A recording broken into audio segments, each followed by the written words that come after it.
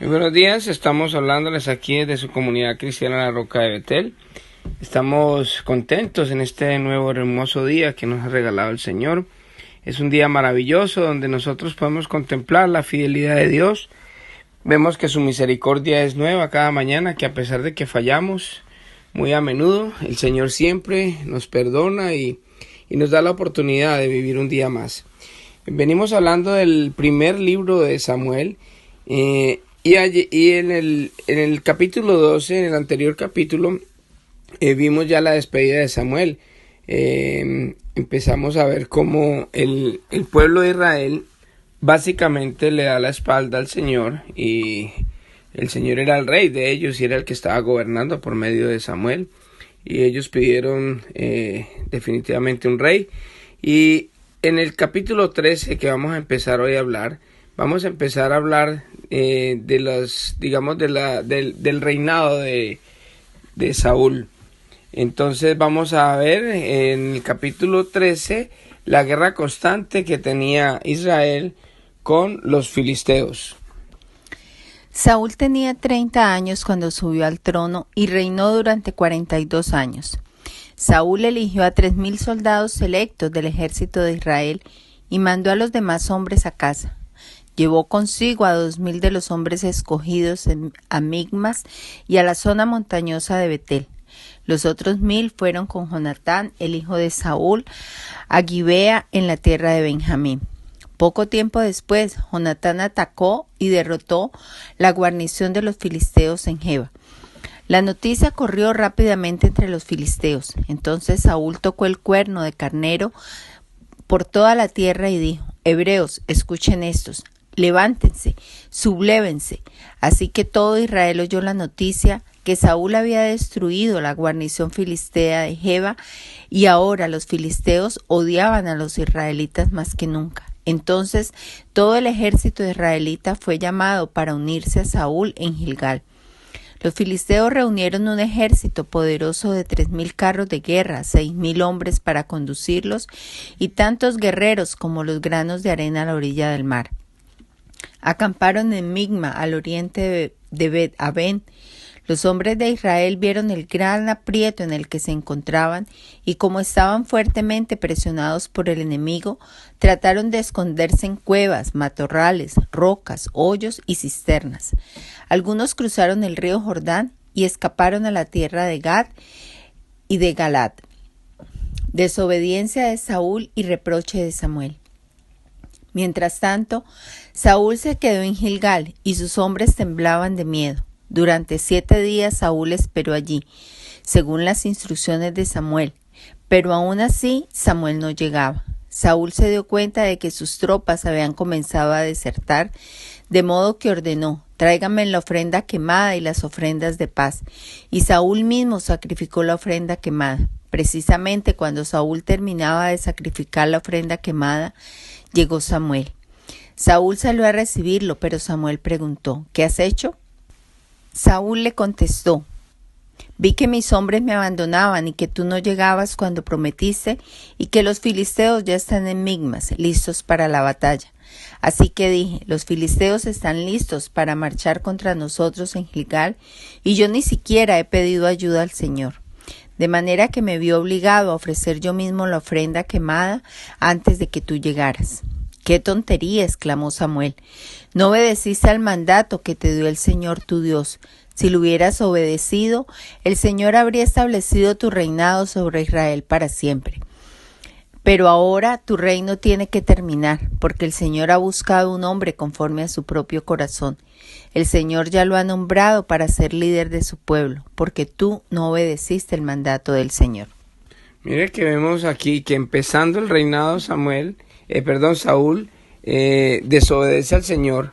Hay algo que el Señor no quiere que nosotros hagamos, y es que los sacrificios que a veces hacemos nosotros para agradar al Señor, esos sacrificios a veces no llegan al Señor tanto, porque es que el Señor ya hizo el sacrificio, ya Él mandó a su Hijo Jesucristo a morir por nosotros, y nosotros no tenemos que hacer absolutamente nada. Ahora, el resultado de la salvación, el agradecimiento mío hace que yo haga pequeños sacrificios, pero no son sacrificios, sino que son cosas que yo hago por amor al Señor, por amor a la obra, por amor a las personas, para que las personas puedan conocer del Señor.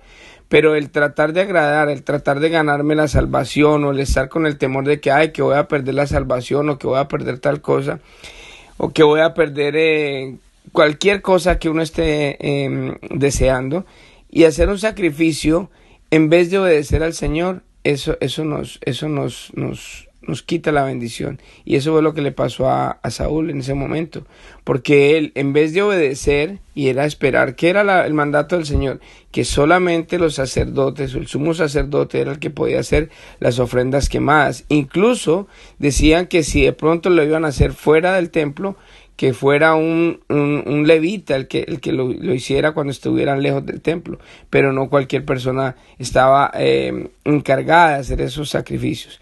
Eso era el mandato, y Saúl, por su afán, por su prisa, por el desespero, por el temor, por la confianza en sus fuerzas y en los soldados, cogió y desobedeció al Señor e hizo quemó el sacrificio, y desafortunadamente por esa desobediencia perdió el reinado, y ya su reinado no iba a ser perpetuo, o sea que sus hijos no iban a ser ya más los reyes de Israel.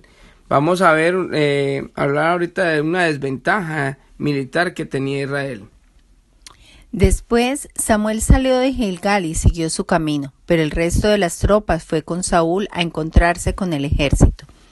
De Gilgal subieron a Gilbea en la tierra de Benjamín. Cuando Saúl contó los hombres que todavía estaban con él, descubrió que solo quedaban 600. Saúl, Jonatán y las tropas acampaban en Geba, en la tierra de Benjamín, mientras los filisteos levantaron su campamento en Migmas. 3 destacamentos de asalto pronto salieron del campamento de los filisteos. Uno fue al norte hacia Ofra, en la tierra de Sual. Otro fue al occidente, a Bet-Orón, y el tercero avanzó hacia la frontera sobre el valle de Seboín, cerca del desierto. No había herreros en la tierra de Israel en esos días. Los filisteos no los permitían, por miedo a que forjaran espadas y lanzas para los hebreos. Entonces, cada vez que los israelitas necesitaban afilar sus rejas de arado, picos, hachas y hoces, tenían que llevarlos a un herrero filisteo. Lo que cobraban era lo siguiente: 8 gramos de plata por afilar una reja de arado o un pico, y 4 gramos por afilar un hacha o hacer una punta en una guijada para bueyes.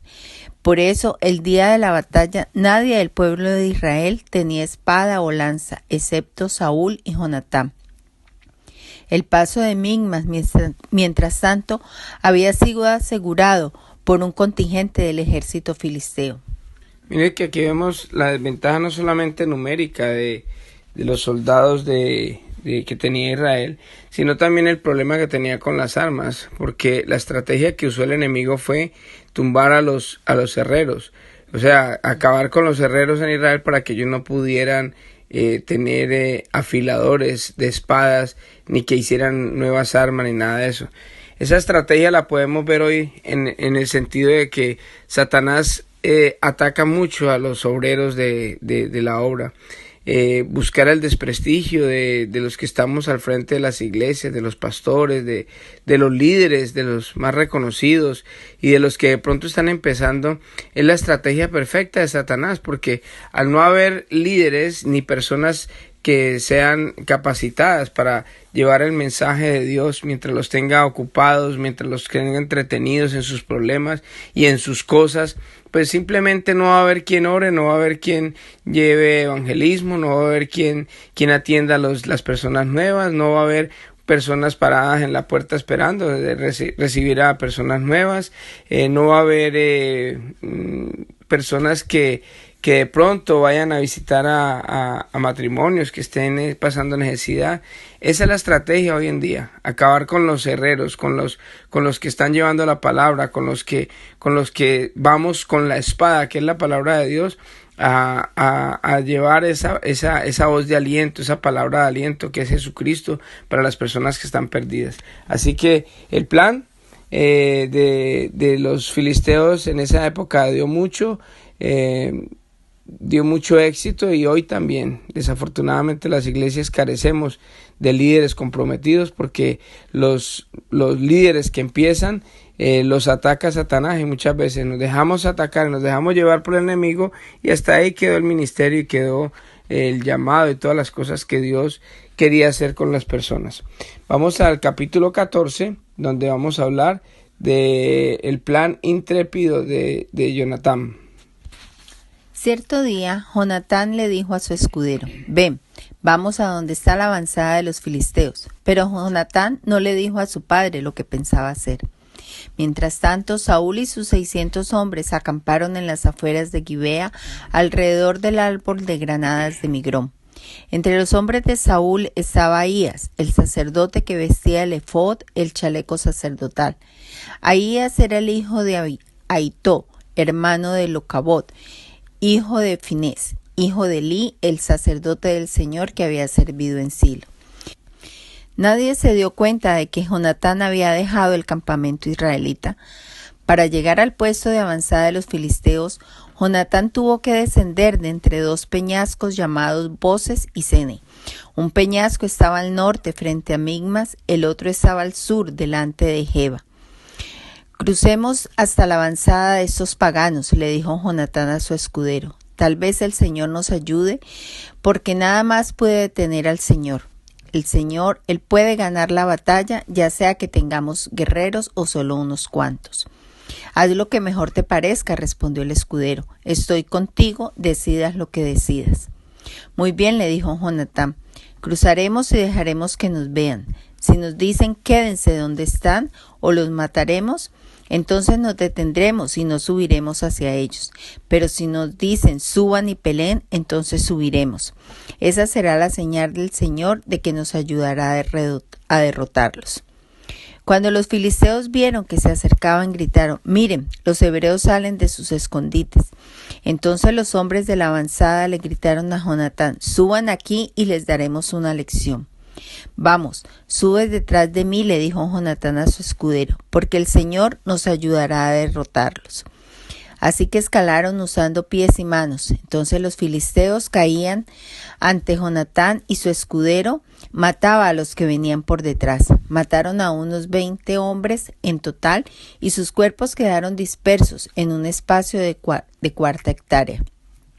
De repente, el ejército de los filisteos se llenó de pánico, tanto los que estaban en el campamento como los que estaban en el campo, hasta las avanzadas y los destacamentos del asalto. Y en ese preciso momento hubo un terremoto y todos quedaron aterrorizados. Israel derrota a los filisteos. Entonces los centinelas de Saúl, de Gibea de Benjamín, vieron algo muy extraño. El inmenso ejército filisteo comenzó a dispersarse en todas direcciones. Pasen lista y averigüen quién falta, ordenó Saúl. Y cuando hicieron el recuento, descubrieron que Jonatán y su escudero no estaban. Entonces Saúl le gritó a Ahías: trae el efod aquí. Pues en ese tiempo Ahías llevaba puesto el efod delante de los israelitas. Pero mientras Saúl hablaba con el sacerdote, la confusión en el campamento de los filisteos era cada vez más fuerte. Entonces Saúl le dijo al sacerdote: no importa, vamos ya. Enseguida Saúl y sus hombres corrieron a la batalla y encontraron que los filisteos estaban matándose unos a otros. Había una terrible confusión en todas partes. Aún los hebreos, que anteriormente se habían unido al ejército filisteo, se rebelaron y se unieron a Saúl, a Jonatán y al resto de los israelitas. De igual manera, los hombres de Israel, que estaban escondidos en la zona montañosa de Efraín, cuando vieron que los filisteos huían, se unieron a la persecución. Así que en ese día el Señor salvó a Israel y la recia batalla se extendió aún más allá de Bet-Aven. Juramento necio de Saúl. Ahora bien, ese día los hombres de Israel quedaron agotados porque Saúl los había puesto bajo juramento diciendo: que caiga una maldición sobre cualquiera que coma antes del anochecer, antes de que me vengue por completo de mis enemigos. De manera que nadie comió nada en todo el día, aun cuando en el suelo del bosque todos habían encontrado panales de miel. así que no se atrevieron a tocar la miel por miedo al juramento que habían hecho. Pero Jonatán no había escuchado la orden de su padre y metió la punta de su vara en un panal y comió la miel. Después de haberla comido, cobró nuevas fuerzas, pero uno de los hombres lo vio y le dijo: tu padre obligó al ejército que hiciera un juramento estricto, que cualquiera que comiera algún alimento hoy sería maldito. Por eso todos están cansados y desfallecidos. Mi padre nos ha creado dificultades a todos, exclamó Jonatán. Una orden como esa solo puede causarnos daño. Miren cómo he cobrado nuevas fuerzas después de haber comido un poco de miel. Si a los hombres se les hubiera permitido comer libremente del alimento que encontraran entre nuestros enemigos, imagínense a cuántos filisteos más habíamos podido matar. Así que los israelitas persiguieron y mataron a los filisteos todo el día, desde Migmas hasta Ajalón, pero los soldados iban debilitándose. Esa noche se apresuraron a echar mano del botín y mataron ovejas, cabras, ganado y becerros, pero los comieron sin escurrirles la sangre. Entonces alguien le informó a Saúl: mira, los hombres están pecando contra el Señor al comer carne que todavía tiene sangre. Eso está muy mal, dijo Saúl. Busquen una piedra grande y háganla rodar hasta aquí. Luego vayan entre las tropas y díganles: tráiganme el ganado, las ovejas y las cabras, mátenlos aquí y escúrranles la sangre antes de comérselos. No pequen contra el Señor al comer carne que aún tiene sangre. Así que esa noche las tropas llevaron sus animales y los mataron allí. Luego Saúl construyó un altar al Señor. Fue el primer altar que él construyó al Señor. Después Saúl dijo: persigamos a los filisteos toda la noche y saquemos todos sus bienes hasta el amanecer. Destruyamos hasta el último hombre. Sus hombres respondieron: haremos lo que mejor te parezca. Pero el sacerdote dijo: primero consultemos a Dios. Entonces Saúl le preguntó a Dios: ¿debemos perseguir a los filisteos? ¿Nos ayudarás a derrotarlos? Pero Dios no respondió ese día. Entonces Saúl le dijo a los líderes: algo anda mal. Que vengan aquí todos los comandantes de mi ejército. Debemos descubrir qué pecado se ha cometido hoy. Juro por el nombre del Señor, quien rescató a Israel, que el pecador morirá, aun si fuera mi propio hijo Jonatán. Pero nadie se atrevía a decirle cuál era el problema. Entonces Saúl dijo: Jonatán y yo nos pondremos aquí, y todos ustedes se pondrán allá. Y el pueblo respondió a Saúl: lo que mejor te parezca. Entonces Saúl oró: oh Señor, Dios de Israel, por favor, muéstranos quién es el culpable y quién es inocente. Entonces hicieron un sorteo sagrado, y Jonatán y Saúl fueron señalados como los culpables y los demás declarados inocentes. Después dijo Saúl: ahora hagan otro sorteo para señalar si es Jonatán o soy yo. Entonces Jonatán fue indicado como el culpable. Dime lo que has hecho, le preguntó Saúl a Jonatán. Probé un poco de miel, admitió Jonatán. Fue solo un poco en la punta de mi vara. ¿Merece eso la muerte? Sí, Jonatán, dijo Saúl. Debes morir. Que Dios me castigue e incluso me mate si no mueres por esto. Pero la gente intervino y le dijo a Saúl: Jonatán ganó esta gran victoria para Israel. ¿Debe morir? De ningún modo. Tan cierto como que el Señor vive, que ni un solo cabello de su cabeza será tocado, porque hoy Dios lo ayudó a hacer esa gran proeza. De modo que la gente salvó a Jonatán de la muerte. Entonces Saúl llamó a su ejército, y no persiguieron más a los filisteos, y los filisteos volvieron a sus casas. Victorias militares de Saúl. Cuando Saúl aseguró su posición de rey sobre Israel, peleó contra sus enemigos en todas las direcciones, contra Moab, Amón, Edom, los reyes de Soba y los filisteos, y donde quiera que iba, obtenía la victoria. Realizó grandes proezas y conquistó a los amalecitas, y así salvó a Israel de todos aquellos que lo habían saqueado. Los hijos de Saúl eran Jonatán, Isboset y Malquisúa. También tuvo dos hijas, Merab la mayor y Mical. La esposa de Saúl era Ahinoam, la hija de Ahimás. El comandante del ejército de Saúl era Abner, hijo de Ner, tío de Saúl. Cis, el padre de Saúl, y Ner, el padre de Abner, eran hijos de Abiel. Los israelitas pelearon constantemente con los filisteos durante toda la vida de Saúl, así que cada vez que Saúl veía a un joven fuerte y valiente, lo reclutaba en su ejército. Bueno, aquí vemos el final del capítulo 14 del primer libro de Samuel y vemos cómo el Señor le da una victoria grande a Jonatán. El Señor estaba con Jonatán y hizo que el pueblo de los filisteos fuera derrotado, pero pues él mismo, con terremotos y con confusión y con temor que le metió al pueblo, fue que ganó la batalla. También vemos el juramento necio que hizo Saúl. Saúl era, como lo podemos observar, es una persona muy impaciente, una persona que de pronto era como los religiosos, de pronto de hoy en día, que muchas veces quieren hacer muchas cosas para el Señor sin consultar a Dios. Proclama un ayuno en pleno tiempo de guerra. Los guerreros están peleando, los militares están cansados, están llevando la batalla y necesitan comer, y él proclama un ayuno dándoselas de espiritual. Una persona que no obedece, una persona que definitivamente está descartada ya por el Señor, y viene y proclama un ayuno. Eso nos pasa hoy en día. A veces por mostrarnos muy espirituales hacemos cosas que no nos ha mandado el Señor, y después vemos que los resultados son negativos. También vemos el momento en que el Señor le muestra y le revela que pues Jonatán había desobedecido el mandato porque no había escuchado que el papá había proclamado ayuno, y tomó un poco de miel. Y hasta el mismo hijo le dijo, ¿no? Mi papá es necio. ¿Y por qué mi papá hace esto? Si los soldados comieran un poco en este momento, tuvieran comida, podrían tener más fuerzas. Estamos hablando en el sentido de que Jonatán sabía de que eso no lo había mandado Dios, sino que simplemente en sus emociones Saúl, un hombre desobediente, manda al pueblo a ayunar. O sea, no tenía como relación en todo esto.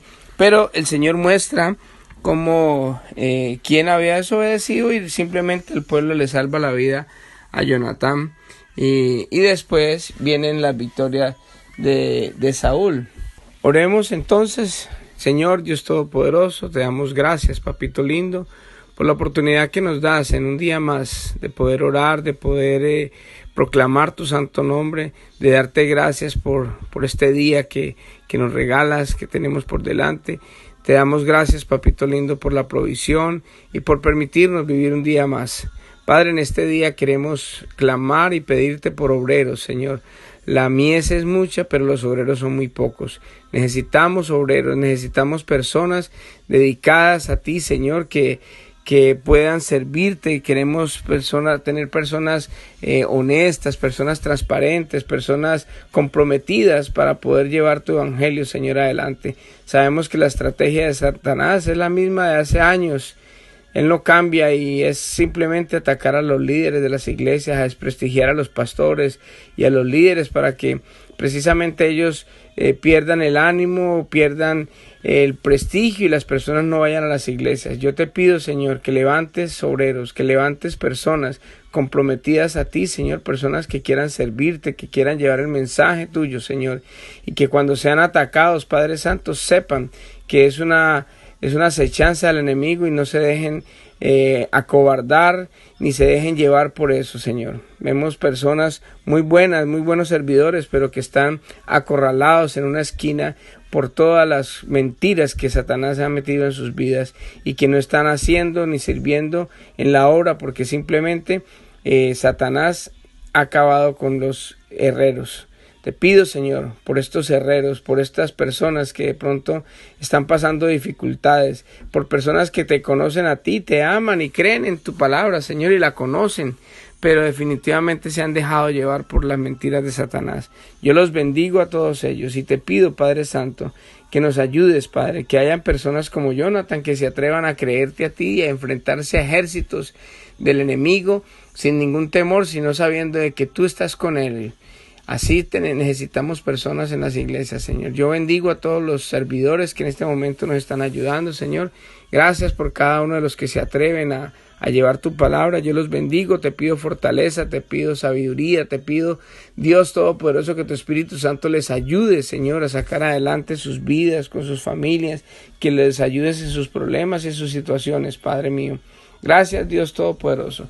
Quedamos en tus manos, Señor, y te entregamos todo lo que vamos a hacer. En el nombre de Jesús. Amén y amén. Que Dios les bendiga, que tengan un hermoso día y que el Señor esté con ustedes en todo lo que hagan.